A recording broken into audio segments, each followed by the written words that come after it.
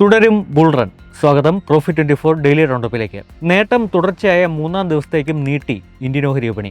Iran യുദ്ധം അവസാനിക്കുകയും Hormuz കടലിടുക്ക് വ്യാപാരത്തിനായി തുറക്കുകയും ചെയ്തതാണ് വിപണിയെ ആവേശത്തിലെത്തിച്ചിരിക്കുന്നത്. ഇന്ധനവില താഴ്ന്നതോടെ ഏതാനും മാസത്തെ നഷ്ടം നികത്താനുള്ള ബുൾ റണ്ണിലാണ് ഓഹരി വിപണി. സെൻസെക്സ് ഇന്ന് 544 പോയിന്റ് ഉയർന്ന് 76,809 നിഫ്റ്റി 135 പോയിന്റ് നേട്ടത്തോടെ 23,989 വ്യാപാരം അവസാനിപ്പിച്ചു. കഴിഞ്ഞ 3 വ്യാപാര സെഷനുകളായി 4% മുന്നേറ്റമാണ് സൂചികകൾ നടത്തിയത്. ഇന്നത്തെ വ്യാപാരത്തിൽ നിക്ഷേപകരുടെ ആസ്തി 1.25 ലക്ഷം കോടി രൂപ വർദ്ധിച്ചു. IT ഓഹരികളിൽ ഇന്ന് മുന്നേറ്റം ദൃശ്യമായി. IT സൂചിക 1.78% മുന്നേറി. HCL ടെക്നോളജീസ് 3.7% നേട്ടവുമായി നിഫ്റ്റിയെ മുന്നിൽ നിന്ന് നയിച്ചു.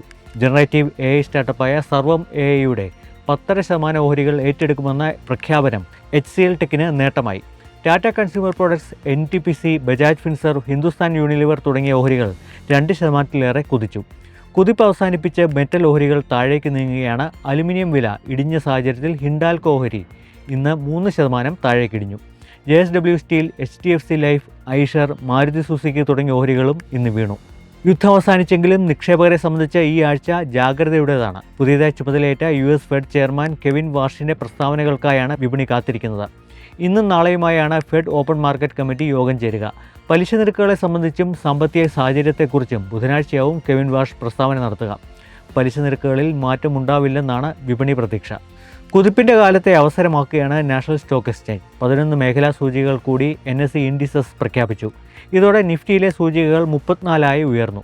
Power, capital goods, telecommunications, construction, retail, commercial and transport services, hospitals, NBFC, housing finance, insurance എന്നിവയാണ് പുതിയ സൂചികകൾ. തീമുകളെ അടിസ്ഥാനമാക്കി നിക്ഷേപകർ സെക്ടർ റൊട്ടേഷൻ നടത്തുന്നത് വ്യാപകമായതോടെയാണ് കൂടുതൽ സൂചികകൾ കൊണ്ടുവന്നിരിക്കുന്നത്.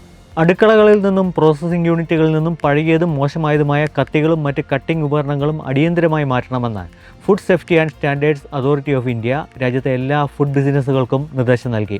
2011 FSSAI നിയമത്തിലെ ഷെഡ്യൂൾ 4 നിർദ്ദേശമാണ് കർശനമാക്കിയിരിക്കുന്നത്.